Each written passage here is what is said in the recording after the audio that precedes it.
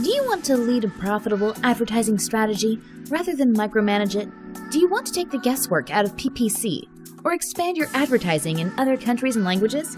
Then you're in the right place. At Databrill, our team of technical marketers and data scientists have poured years of experience into building the most powerful international automation tools for Amazon-sponsored ads. Our tools can handle large accounts with thousands of ad campaigns and millions of keywords across many languages. The total result is increased sales and reduced ACOS. And in contrast to most agencies, our pricing is based on an inexpensive flat rate. So get in touch today. Visit sellersessions.com/agency for more details. Hey guys, welcome back to Seller Sessions. In this week's episode, we bring in Nathan from FreeUp. How you doing, Nathan? Danny, I'm doing great. How are you? All good, yeah. So, do you want to give the audience a little bit of background on yourself? Yeah, so I started off as a broke college kid looking for extra beer money on the side. And I started buying and selling textbooks. And before I knew it, I had lines out the door of people wanting to sell me their books over the school bookstore. Yeah. And from selling these books, I learned a lot about Amazon, and I started experimenting with drop shipping and eventually found a niche in baby products. And I was running this multi-million-dollar baby product drop shipping business out of my college dorm room, making every good and bad decision that a young entrepreneur makes. And after I got destroyed by my first busy season, working 20 hours a week, filling orders, answering emails, I realized I had to start hiring. So I hired my first employee before I was 21, and I've been hiring people ever since. Through that process, I learned a lot about the remote hiring world. Yeah, no, that makes total sense. Because obviously you often hear, I've got VAs, you've obviously got your own personal VAs, you've got the VA business. And I suppose with the audience being, you know, most of our audience are mature sellers doing anywhere between 50K a month to 500K roughly. So we're more like an advanced audience, but obviously we still get people in the beginning cycles that tune into Seller Sessions. So what I'm really interested to talk about today is that going through this situation like with the growing pains, because there's a difference between operating a business from, you know, 5K a month to 100K, then 100K to 1 million. And it's going through all those steps and having all of those challenges in place. And even from my own experience, I found that you really have to be strict in the vetting process on bringing on board a VA. And you have to set expectations of what you're going to get, you know, because I've seen people in the Facebook groups and they only might want to pay a small amount for a VA and then expect the world. And there's all those challenges. So if you're an Amazon seller, you know, you're in the 6 or 7 figure range and you're getting to the stage you're pulling your hair out. Yeah, so it depends on where you're at in your business. It also depends on what you're good at and what you like. But the most common things that you should be taking off your plate is the customer service, the bookkeeping, a lot of times the research or the sourcing, things that just take up a lot of your time and they don't necessarily lead to expansion or growth or extra sales. And then there's the other side of it where, hey, if you don't know PPC, yes, you can spend 6 months learning how to do it at a high level, but it might make sense to hire someone or an agency like yours because it's just not a great use of your time. You should be focusing on your core competency. Yeah. So, I mean, I like what you just said there. I've got a VA that does a lot, what I call repetitive tasks. So as soon as there's anything that's repetitive, I don't need to do that. My job is to work on the business, not in the business. Obviously, there are things that you're going to do on a day-to-day basis. But I think it's very important that if there is repetitive tasks and they're not actually bringing further value to your business, i.e. more income, then that should be assigned elsewhere. You're in that cycle, aren't you? So you're pulling your hair out because you've got all these things. You've got bookkeeping that whatever, I don't know any person on the planet that enjoys bookkeeping. But you've got the bookkeeping, but then you've got to think to yourself, well, how do I hire for those positions? What would you say to people in terms of, is it jotting down a list of all the stuff that you hate to do first, followed by a list of repetitive tasks? How would you advise people? Yeah, so my advice, regardless of whether you use the FreeUp Marketplace, is to get away from your business for a day and surround yourself, if you work with your husband or your wife or your business partner, whoever knows your business, whoever watches you work on a day-to-day basis. It could be an internal employee. And really come up with a list of how you're spending your time. If you're spending 10 hours a day, break it down. You're spending 2 hours on this, 1 hour on this, and spend a few hours and get a really good list and then prioritize that list from easiest to hardest and start chipping away at the top of the list. Get those easiest things off your plate first. And I even implement a 3-month rule where I don't do anything longer than 3 months without taking it off your plate. Sometimes you do need 3 months to come up with a good system that you can actually hand over to someone. Yeah. I mean, one of the key points, I think, what people get scared with, if they've not, say, hired VAs, they hear the horror stories. You know, it's tough enough to manage your own Amazon account, but letting someone maybe who's not their first language, you've always got that difficulty of letting go, haven't you? I mean, how do you approach that, the trust level? Yeah, so there's always an element of risk, right? Even if you hire your best friend to sit right next to you, there's always a chance that they do something stupid or jeopardize your business in some way. With that said, you have to hire. At some point, if you don't hire, you're going to hit a ceiling. So by finding people that really need you more than you need them, it's one step in the right direction to find someone who will actually care about your business. The other side of it is vetting for their communication and their attitude as much as their skill. I mean, we spend so much time on one-on-one interviews and giving them tests to make sure, yeah, they have that skill set, they have that experience, but are they passionate about what they do? We mentioned bookkeeping. I hate bookkeeping. You hate bookkeeping. If I hire a bookkeeper, they have to love bookkeeping as much as I love being an entrepreneur. One last note on that. I know there's all that paranoia about people getting suspended from their Amazon accounts for using VAs that are using multiple accounts. I mean, I've been hiring VAs for the past 8 years. I've had these VAs work for lots of other sellers, never had issues. We bill over 11,000 hours a week, and we've never seen an issue. I'm sure if we bill enough hours, eventually something will happen, but the risk is a lot lower than people think. So how are they working around that risk? Because you brought on a good point there. So to mitigate this risk, when someone brings on their own VA, what's the best structure they should put in place? Yeah, so never give a VA main access to your Amazon account, your login, your password. That's a given. But you can set up user permissions right in Amazon. I have a free document I can share with you of what permissions to give them, staying away from the payments or the settings. But you can give people, hey, if they're customer service, they only have access to the emails. If they're orders, they only have access to maybe orders and inventory.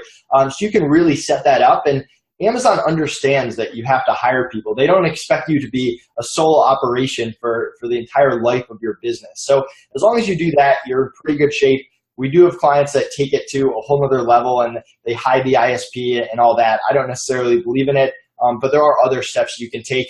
Using programs like LastPass is also good, so you can quickly give people and take away access. Yeah, I mean, people are using remote desktops, so they stay under a singular IP. There's no crossover to their general computers and stuff. But like what you're just saying there, it's probably good to clear up. Are they structured in terms of, we know about the permissions and roles, etc., but have they got the drop-down menu, a bit like a consultant, you know, where you can flick through all the access to your accounts? Yeah, so like you said, you have the drop-down. They can go through back and forth through accounts. We really haven't seen any issues on the free up marketplace doing it. So yeah. I've heard the horror stories just like you have, but I've yet to actually see it. Now let's get into the psychology of a VA. Like different countries, they have different methods, different lifestyles.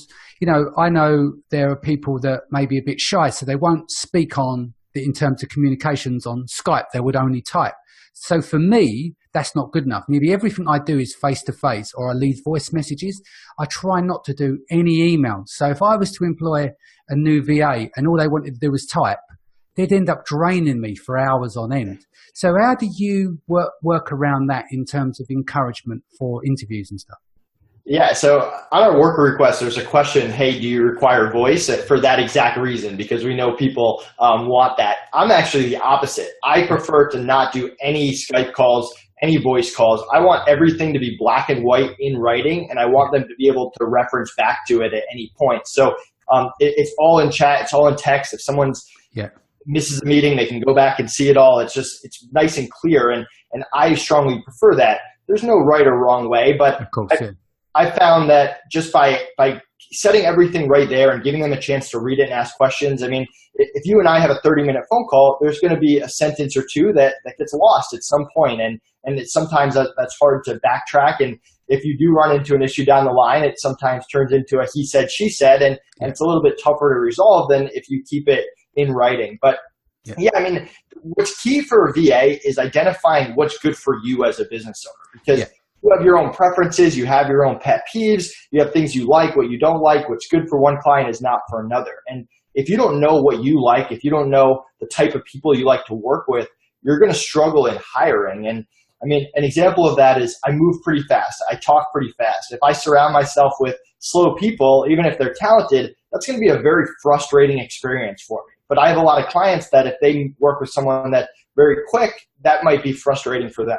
Yeah, makes total sense.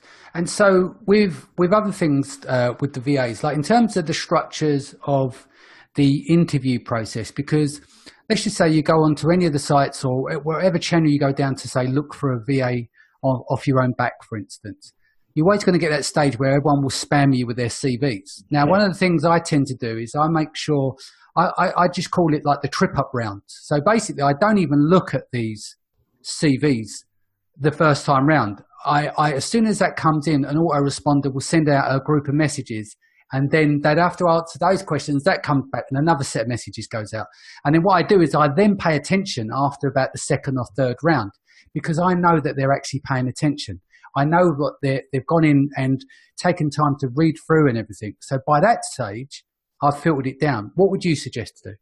Yeah, I 100% agree. I mean, keeping in mind, no one has a 100% hiring record, right? So Exactly. Yeah. the only thing you can do over time is improve your hiring process. And the same process that I used on my Amazon business for the past 8 years is the same process we use hiring people for the free up marketplace. So it's all about, like you said, making sure that they're investing their own time. If they're not willing to fill out an application or do a one-on-one interview, they're probably not going to be that invested into your business. But then there's the other side of it. I once took a college class on how to do interviews. It didn't teach me how to do the job properly. It just taught me how to answer interview questions. And people become very good at that. So as a business owner, you need to be looking for red flags. You almost need to be trying to trick them, trying to pull out, hey, what are you telling me that shows you don't have the skill that you're saying you have? What are you saying that might mean you don't have the attitude or the passion that I'm looking for, or that you don't have the communication skills? And that's really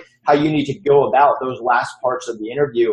And then the common mistake that people make is once you get through the interview, the test is really just starting. Just because they pass the interview, you don't want to just invest so much time into them and give them a 1-month project. Before you make that investment, you want to test them a little bit, set expectations, and make sure you can actually work with them. No, exactly. And another thing is about setting expectations as well, because I've seen people, that there's a difference between virtual assistants and slaves. Treating people well goes a huge way. And I think sometimes you've got to bear in mind is that you've got to treat them like, not necessarily like it's your friend or family, but show them the respect, give them that path of education, of learning and stuff, because then they'll stick with you. If they feel that they get more than just the money from, the fees that they get on an hourly rate. What do you do in terms of encouraging sellers and how they would treat their VAs? Yeah, so it's a tough position because you can't always tell clients what to do, although you can give advice, and some people want it and some people don't. And I've seen all of it. I've seen clients that will shoot off a really aggressive email to someone who probably doesn't deserve it. But a lot of times people don't realize the way that their tone is coming off, and I'm a perfect culprit of that.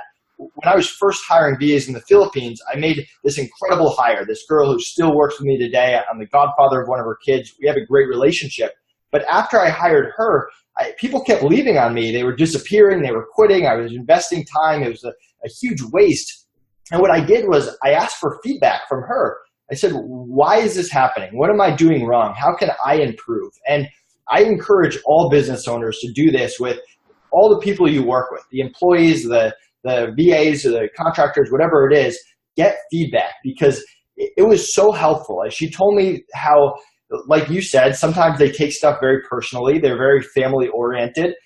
They're not as direct as I might be or you might be. And some of the stuff I was saying, they took it really to heart instead of taking it the way I wish they did, which was, hey, let's step it up. Let's work together. So my turnover went from 50% to a 95% retention rate just by changing the way that I was talking and the way that I was approaching it. Yeah.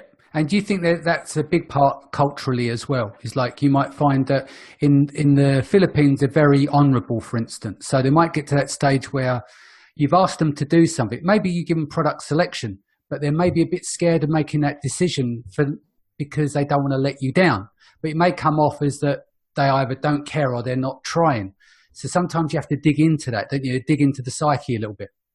Yeah, digging in is huge. I mean, while you're asking for feedback, I also ask, hey, what part of the job that I give you is taking the most time? Where are you struggling? What questions do you have for me? And sometimes with a new person that's never worked with you before, you have to pull their teeth a little bit to get them to actually ask the questions that they should be asking up front, because they might have worked with another client in the past that hated questions and looked at that as being something bad, whereas me, I love questions. Questions show that you do care and that you're trying to figure it out and that we're on the same side. Yeah, no, it makes total sense. Let's just say that you're starting out with your first VA, you don't have full-time hours to them, but you want to get them to full-time hours.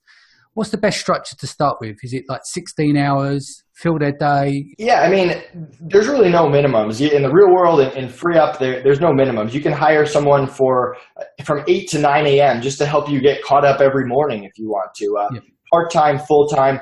It's like anything else in the real world. They're not going to hold your spot for you. So if you give them 20 hours a week, they're going to be looking for outside clients, whether it's on FreeUp or outside FreeUp, just to fill those hours, to provide for their family, to grow their freelance business. And every once in a while, someone is too booked, and that's kind of the risk you take by only hiring them part-time.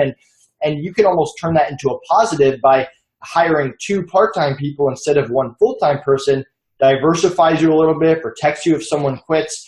You can gauge performance against each other. So there's always solutions to that, but most of the time people are willing to increase their hours. Cool. What do you do in terms of determining wage point, for instance, for these? What skill levels and stuff?